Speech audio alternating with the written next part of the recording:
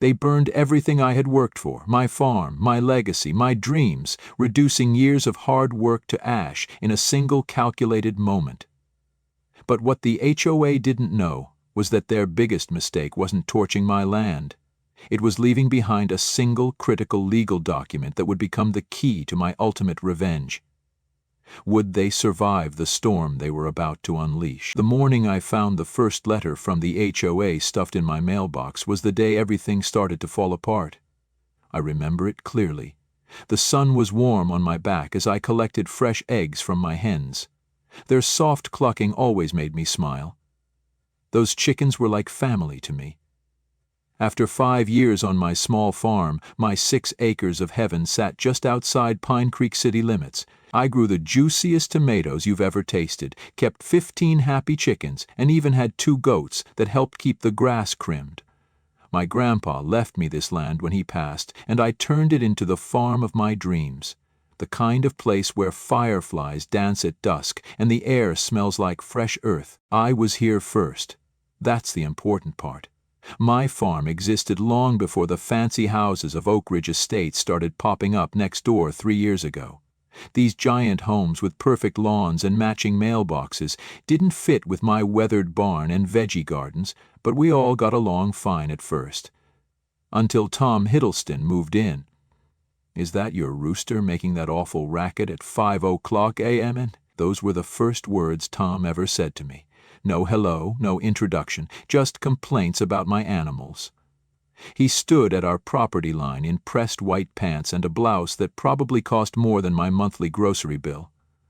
"That's Harold, and he's just doing his job," I explained with a smile, trying to be neighborly. "Farm animals make noise sometimes, that's country living."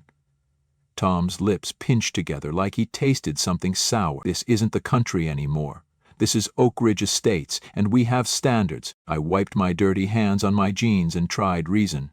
"Actually, my property isn't part of Oak Ridge. I was here before your development even broke ground. Different zoning laws apply to my land." He squinted at my chicken coop, my vegetable garden, and the small pile of compost near the fence. "We'll see about that. I'm on the HOA board now, and we don't allow unsightly farm activities to lower our property values." I should have taken him more seriously. I really should have. The letters started coming weekly after that. Official-looking papers with the Oak Ridge Estates logo at the top, listing violations on my property, too many chickens, unsightly garden equipment, improper fencing. Each one threatened fines that I had no obligation to pay since I wasn't part of their HOA. I kept every letter in a folder just in case. Something told me I might need them someday. Then came the complaints about smells. My compost pile sat far from any houses, but Tom insisted it was ruining his backyard experience. He called city officials about my goats.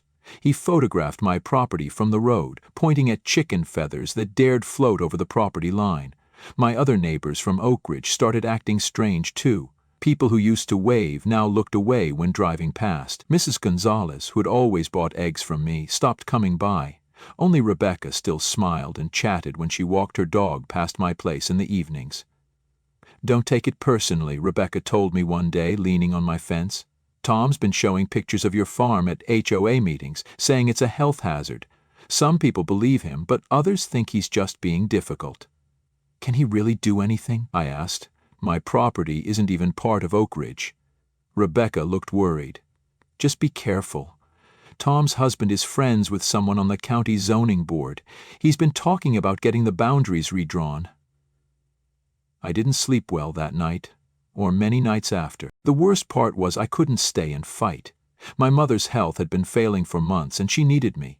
Every year I spent 2 weeks helping her after her treatments, staying at her house 3 hours away. I couldn't cancel this trip. She had no one else. The day before I left, I spotted Tom and 3 men in suits walking along my property line. They carried clipboards and pointed at different areas of my farm. When they saw me watching, Tom smiled. Not a friendly smile, but the kind that makes your stomach twist with worry. That evening, as I packed my bags, I took extra precautions. I asked my friend Miguel to check on my animals daily. I installed 2 security cameras pointing at the property line and the main areas of the farm. I even called the sheriff's office to let them know I'd be away and had concerns about trespassing. "Don't worry so much," Miguel said as he helped me load my truck the next morning. "What's the worst that could happen in 2 weeks?" As I drove away, I glanced in my rearview mirror. Tom stood at the edge of his driveway, phone in hand, watching me leave. The sun glinted off something in his garage, what looked like large red containers lined up against the wall. If only I'd turned around right then. If only I'd stayed. But my mother needed me, and I had no idea that those 2 weeks away would cost me everything I loved. What would be waiting for me when I returned? I knew something was wrong the second I turned onto my road. The sky looked dirty, like someone had smudged it with a giant pencil. And that smell, like a huge campfire, but worse, much worse. My stomach dropped as I pushed my old truck to go faster. The closer I got to home, the stronger the burnt smell became. I gripped the steering wheel so hard my knuckles turned white. "No, no, no," I whispered, praying I was wrong. I wasn't. When my farm came into view, I slammed on the brakes so hard my truck skidded. I couldn't believe what I was seeing. The beautiful garden I had planted seed by seed, gone. The chicken coop I had built with my own 2 hands, destroyed. My small red barn where I kept all my tools and feed, nothing but a black skeleton against the sky. Everything was gone. Just piles of ash and smoking wood where my life's work had stood just 2 weeks ago. I jumped out of my truck, leaving the door wide open, and ran toward what used to be my chicken coop. The smell of smoke burned my nose and throat. "Henrietta! Cluck! Ruby!" I called out, hoping by some miracle my chickens had escaped. Only silence answered me. I fell to my knees in the warm ashes, my jeans getting dirty and wet. 5 years of hard work, of waking up at sunrise and working until my muscles ached, all gone. The vegetable stands where local families would come to buy fresh produce burned to the ground. The special area where I grew flowers for the farmer's market, nothing but dirt and ash. My house still stood at the edge of the property, untouched by the fire. But what good was— A man in what looked like an expensive suit stepped out of the SUV, carrying a leather folder under his arm. He walked with the confidence of someone used to getting his way. "Well, well," Tom Hiddleston said, looking around at the charred destruction with what almost looked like satisfaction. "Looks like the farm problem has been taken care of." I couldn't believe what I was hearing. "What do you mean, taken care of? This is my property, my life." My voice cracked as I gestured to the smoldering ruins around me. The man cleared his throat and stepped forward. "Allow me to introduce myself. I'm Robert, president of the Oak Ridge Estates Homeowners Association." He didn't offer to shake my ash-covered hand. "While you were away," he continued, "we held an emergency meeting about the situation your farm was creating for our community." I repeated, my mind struggling to make sense of it all. Tom jumped in. "The smell, the noise, the unsightly view. Do you know how much my property value drops just by being next to this?" He waved a manicured hand toward what used to be my farm. "We've had complaints from every homeowner on this side of the development," Robert added. "We sent you 3 notices over the past week." "I was taking care of my sick mother," I shouted, my face flushed with rage. "I've been gone for 2 weeks, not our problem," Tom said with a shrug. "You should have made arrangements." Robert opened his leather folder. "According to HOA bylaw 47B, after 3 unanswered notices we have the right to take action to remedy any situation that affects community standards and property values." "You have no right to touch my farm," I yelled, my entire body shaking. "This land isn't even part of your development. I was here first." Tom's smile widened, revealing perfect white teeth. "Actually, the county rezoned this area last month. Your little farm is now officially part of Oak Ridge Estates," he said. Then, with a pause for dramatic effect, added, "Which means you're subject to our rules now." It felt like a punch to the gut. Could this possibly be true? I had never received any notice about a rezoning. "So you burned down my farm? You killed my animals?" I could barely get the words out. "That's illegal. That's criminal." Robert adjusted his tie. "We hired a contractor to remove the violations. The chicken coop, compost piles, and non-approved structures. If things got out of hand—" He shrugged. "Perhaps the dry conditions contributed to the spread." I looked past them and saw a handful of neighbors from the development gathered at the edge of my property. Some avoided my eyes, others nodded in agreement with Tom and Robert. "You can't do this," I said, my voice suddenly calm as the shock settled in. "I'll call the police." "Go ahead," Tom said. "We have all the paperwork, we followed the rules." I was about to respond when something glinted in the ash near what used to be my garden. I squinted. There it was. My property survey marker, the one the county had placed years ago when I first bought the land, still firmly planted, still untouched by the fire. A tiny spark of hope flickered inside me. If that marker was still in its original spot, then maybe— "I think you should leave now," I said quietly, trying to keep them from seeing what I'd noticed. Tom laughed. "Or what, you'll sick your chickens on us? Oh wait, you can't." Something inside me snapped. I stood up straight, looked him dead in the eyes and said, "You've made a huge mistake, Tom, and you're going to regret it." For just a second, I saw uncertainty flash across his face. Then Robert placed a hand on his arm and led him back to the SUV. "We'll give you some time to process this," Robert said. "You have 30 days to bring the rest of your property into compliance with HOA standards. The rule book is in your mailbox." As they drove away, I watched the other neighbors drift back to their perfect houses with their perfect lawns. Everyone except one woman. She hesitated, looking back at me with what seemed like genuine sadness in her eyes. I turned away and stared at that survey marker glinting in the sunlight. Something wasn't adding up about this rezoning story, and I was going to figure out what it was, even if it was the last thing I did. The smell of smoke still clung to my clothes as I sat in my living room, surrounded by papers. My eyes burned from crying and lack of sleep. 3 days had passed since I found my beloved farm in ashes. 3 days of anger and heartbreak that kept me awake, desperate for answers. "They can't just burn down someone's property and get away with it," I whispered to myself, flipping through another county zoning document. My fingers trembled as I reached for my 5th cup of coffee. Then something caught my eye on page 43 of the county records. I leaned closer, heart racing. The boundary line. The recent rezoning Tom mentioned didn't include my entire property. I jumped up, knocking papers everywhere, and raced to the garage where I kept my original property survey. Under the dusty plastic cover was the answer I'd been looking for. The creek that ran along the eastern edge of my land formed a natural boundary, one the rezoning explicitly excluded. I pulled out my phone and scrolled through pictures of my farm before it was destroyed. The chicken coop, the vegetable garden, the small barn, all were on the eastern side of the creek. They had burned down property that wasn't even under their jurisdiction. I gasped. I needed more proof. As soon as the county office opened, I called. "This is Maggie, from the county recorder's office," a friendly voice answered. "Maggie, I need confirmation about the rezoning of County Road 16 properties last month," I said, urgency thick in my voice, specifically the boundary line formed by Willow Creek. "Oh, that rezoning was very specific about natural boundaries," she replied. "Let me email you the official maps right now." Within minutes, my printer was humming, spitting out county documents that confirmed what I already suspected. The HOA had no authority over my farm, none at all. I didn't waste time changing clothes. Still in my wrinkled t-shirt and jeans, I grabbed the documents and drove straight to the county sheriff's office. "I'd like to report illegal destruction of property," I told the deputy at the front desk.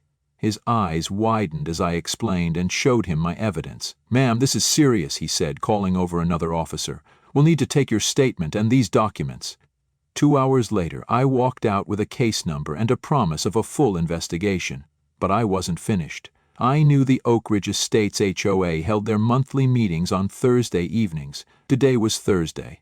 I stopped at the copy shop and made duplicates of everything, then drove home, took a quick shower, and changed. Tonight would be important. I put on my best jeans and a clean button-up shirt. Nothing fancy, just respectable. As I combed my damp hair, I practiced what I would say. At exactly 7:00 p.m., I walked into the Oak Ridge Estates Community Center. About 30 people were seated in neat rows facing a long table where Tom and Robert sat with 3 other board members. Tom was in the middle of complaining about someone's unapproved mailbox color when he saw me. "This is a private meeting," he snapped, cutting himself off mid-sentence. I smiled and walked to the front of the room. Actually, I began, as a property owner affected by HOA decisions, I have the right to attend this meeting, I stated firmly. Robert cleared his throat. We hear from non-members at the end of the meeting. What I have to say can't wait, I replied, my voice steady despite my pounding heart. I turned to face the homeowners. Did you all know that your HOA burned down my farm illegally and that you might be personally liable for the damages? The room fell silent. I could hear the air conditioning humming. That's not true, Tom Hiddleston said, his face turning red. Your property was rezoned. Only partially, I interrupted. Pulling out my maps, I unfolded them on an empty chair in the front row. The official county rezoning specifically excludes the eastern portion of my property, where the creek forms a natural boundary. Everything east of the creek, which included my chicken coop, garden, and barn, remained outside your HOA jurisdiction. People began to murmur. A man in a blue polo shirt stood up to look at my maps. Robert's face paled as he examined the documents. We followed the zoning maps provided to us, he said weakly. I pulled out another paper. This hand-drawn map, the one with Tom's signature on it? This isn't an official document. It's completely wrong. The murmurs grew louder. A woman in the third row stood up. Rebecca, who lived 3 houses down from Tom and always waved when passing my property. Robert, did you actually verify the boundaries before authorizing this? She demanded. Of course he did. Tom jumped to his feet, his designer bracelet jangling. That farm was disgusting, chickens making noise at all hours, that horrible compost smell. It was bringing down our property values. Property values don't override the law, I said calmly. And speaking of law, I filed a police report today. Your actions constitute illegal destruction of private property, criminal trespass, and animal cruelty for the chickens that died. You can't prove we did anything, Tom shouted, but I could see fear in his eyes.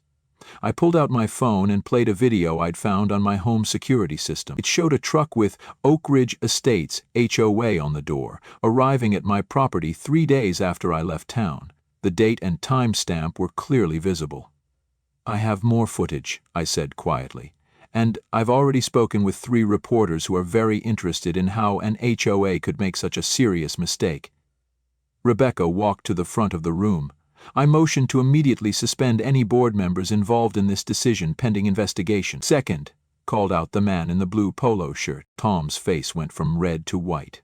You can't do this. We were protecting our community. Robert raised his hand weakly. Perhaps we should consult our attorney before. Too late, I said. My attorney will be contacting yours tomorrow, and just so you know, he specializes in property disputes and HOA overreach.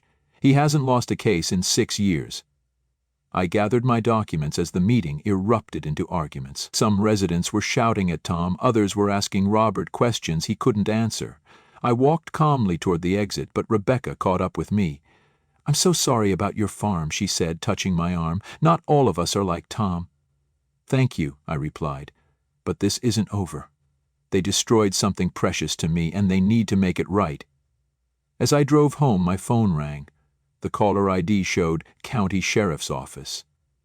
Ma'am, the deputy said when I answered, we found something interesting in the fire inspector's report. The blaze wasn't started by the HOA contractors. Someone used gasoline to accelerate it. We're treating this as possible arson. My hands gripped the steering wheel tightly. Arson? Who would do that? But deep down, I already had my suspicions. What else would the investigation uncover, and how far had Tom really gone to get rid of my farm? I woke up to the sound of my phone buzzing like crazy, 20 missed calls. The first one was from Rebecca. Have you seen the news? She asked when I called back. Your farm is the top story on every channel. People are furious about what the HOA did. I turned on the TV and saw my burned farm on the screen. The reporter stood right where my chicken coop used to be. My hands shook as I turned up the volume. Local farmer returns home to find property destroyed by neighboring HOA in what legal experts are calling a clear case of overreach and possible criminal action, the reporter said. My doorbell rang. A different reporter stood there with a camera. Can you tell us how it felt to see your farm destroyed? She asked, shoving a microphone in my face. Word spread like wildfire. By noon, my quiet country road was lined with news vans. My phone wouldn't stop ringing. Neighbors I'd never even met called to offer help. Someone started an online fund for me that hit $10,000, 0 cents in just 3 hours. I sat at my kitchen table with my cousin Brian, the attorney. He spread out maps and documents. "The HOA messed up big time," he said, circling the creek on the map. "This natural boundary is clearly marked in the rezoning paperwork as the limit of their control. Everything east of the creek, which includes most of your farm, was never under their power." "So they burned down property they had no right to touch?" I asked. "Exactly. And that's not just a civil issue, that's criminal destruction of property." Brian helped me file a lawsuit naming the HOA, Robert and Tom, personal. The sheriff delivered their court papers that same afternoon. I watched from my window as Tom received his. He threw a fit right there on his front lawn, screaming that I was the one breaking rules, not him. That evening my phone rang again. It was James, who lived 3 houses down from Tom. "You need to see something," he said. "I have security cameras that point toward your property. I caught something disturbing." James sent me a video. The timestamp showed 6:00 a.m. on the day my farm burned down. A familiar white SUV parked near my property line. Tom got out, carrying something in his hands. "Was that a gas can?" "I didn't think much of it until I heard what happened," James said. "I've already called the police." Before I could process this, someone knocked on my door. It was Robert, looking like he hadn't slept in days. "The HOA board had an emergency meeting," he said, his voice shaky. "They've removed me as president. Everyone's panicking about your lawsuit." "They should be," I replied. Robert looked down at his shoes. "They want to settle. They're offering $50,000, 0 cents to rebuild." I laughed. "My attorney says this is worth 10 times that amount." "Please," Robert begged. "Many homeowners had nothing to do with this decision. They'll lose their homes if you push this." "You should have thought about that before burning down my farm." Robert wiped sweat from his forehead. "That's the thing. The HOA only approved." I called Brian again. She arrived within the hour, this time bringing a private investigator named James. "If what Robert hinted at is true," Brian said, setting down her briefcase, "we need to collect evidence quickly." James explained the plan with sharp precision. "We need surveillance footage, witness statements, anything that shows Tom Hiddleston's movements that day." The next morning, I found a note slipped under my front door. It wasn't signed. The handwriting was tight, fast, almost nervous. "Check the pond behind Tom's house. Look for evidence." James and I walked to the neighborhood pond just after sunrise. We scanned the area quietly. Among the reeds, partially hidden behind tall grass, were 2 empty red gas cans. "Don't touch anything," James warned, snapping photos. Then he pulled out his phone and dialed the sheriff's department. That afternoon, officers obtained a search warrant for Tom Hiddleston's home and vehicle. I watched from across the street as they carried out boxes of evidence. Tom stood in her driveway, screaming at the officers, accusing me of framing her. Later that night, Rebecca brought dinner. She looked tired, but her eyes were kind. "The HOA is collapsing," she told me, handing me a casserole. "Half the board has already resigned. People are talking about dissolving it completely." "And my farm?" I asked, not sure whether I was ready to hope. "People feel awful," she said. "There's real talk of rebuilding, as a community." The very next morning, a group from the local farmers market arrived with seedlings, gloves, tools, and smiles. A contractor volunteered to rebuild my chicken coop for free. The support flooded in faster than I could process, but just as the dust seemed ready to settle, the storm returned. That night, my security camera caught someone sneaking onto my property at 2 a.m. It was Tom. The grainy footage showed her placing something near the remains of the barn. I immediately called the police. When they arrived and inspected the area, they found a half-empty bottle of lighter fluid. "This is enough for probable cause," the officer muttered grimly. "We're bringing her in for questioning." As dawn broke, I sat on my porch, surrounded by the wreckage. The earth looked scorched and silent, but I knew it could still breathe again, just like me. My phone buzzed. A message from Brian. "Turn on your TV, now." I did, and there it was, Tom Hiddleston being led away in handcuffs. The news anchor's voice was steady. "HOA board member arrested on suspicion of arson in connection to the destruction of local farmland." An hour later, Robert's car pulled into my driveway. He looked paler than ever, holding a thick manila folder. "There's something you don't know," he said, eyes darting to the road as if he were being watched. He handed me the folder. "Tom's been trying to buy your land for months. There are plans to expand Oak Ridge Estates. She's the silent partner in the development company." My breath caught. I opened the folder. There it was. Tom's name in bold print, next to it a map, rows of luxury homes plotted over what used to be my tomatoes, my coop, my dreams. This wasn't about property values. This was about greed. That night, I barely slept. I kept replaying Robert's words. I needed to know more. I walked the perimeter of my land again at first light. Then something caught my eye near the charred remains of the back fence, a glint of metal. My old security camera. I had installed it a year ago after some local kids had snuck in and stolen vegetables. I had completely forgotten about it. Hands shaking, I removed the scorched casing and brought the intact SD card to my computer. I watched the footage, heart pounding. There she was. Tom Hiddleston, arriving before any HOA contractors, gloves on, 2 red gas cans in hand. She walked calmly to my chicken coop, doused it, then the compost pile, then the edge of my garden. Then she struck a match.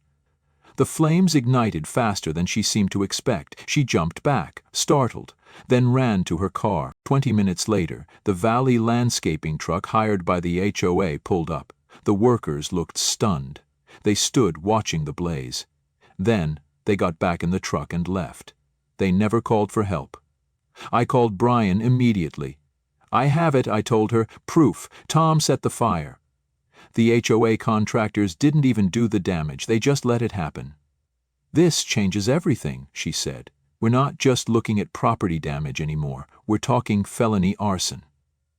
The next morning I met with Sheriff John. His office was quiet, the lights low. He watched the video in silence, jaw tightening with every frame. "I've known you for years," he said finally. "Never caused trouble. Just kept to yourself and worked the land.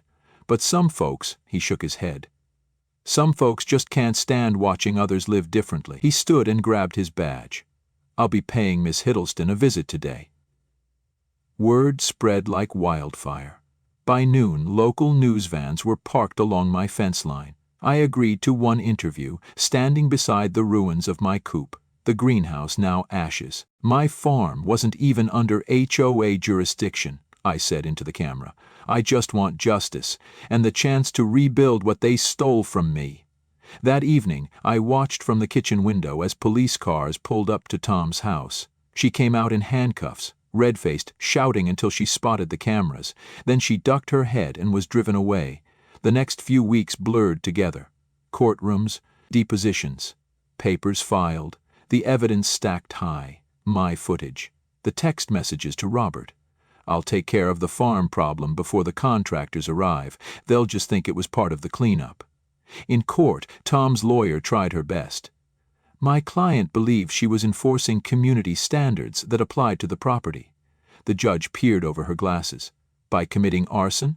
On land that didn't fall under HOA authority?" Tom took the stand. She snapped almost instantly. "That farm was disgusting," she shouted. "My property values were dropping every day. Someone had to do something." The jury took less than 2 hours to return a guilty verdict. My lawsuit against the HOA proceeded separately. With Tom's conviction now public, they knew they couldn't win. They offered to settle. "I don't want just anything," I told Brian. "I want enough to rebuild everything I lost. And I want it in writing. My land will never fall under their control, no matter how they redraw their maps." The HOA board members looked like ghosts when they signed the agreement. The settlement was massive and would spike HOA fees across the community for years. Afterward, Robert approached me.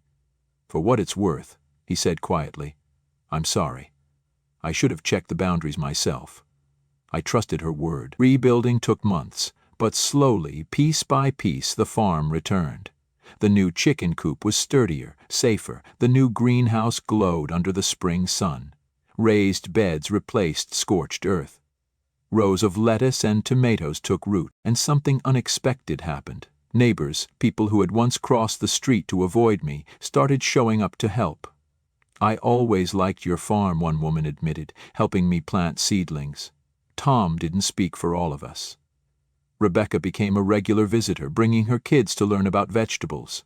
"I'm the new HOA president," she told me one afternoon, "and we're changing everything. More sustainability, less control." 6 months after the fire, I hosted an open house at my rebuilt farm. Half the neighborhood came. Kids squealed, petting the hens. Parents admired the solar panels on the new barn. "Is it true you're teaching gardening classes?" one man asked. I smiled. "Every Saturday morning, free to anyone who wants to learn." 1 year to the day after I returned to find my farm in ashes, I stood with a cup of coffee, watching the sun rise over my land. The garden was thriving. My heritage chickens laid rich orange-yolked eggs that neighbors now lined up to buy. The greenhouse ran year-round. The flowers I once sold at the market bloomed again in vibrant color. The same TV reporter came back for a follow-up story.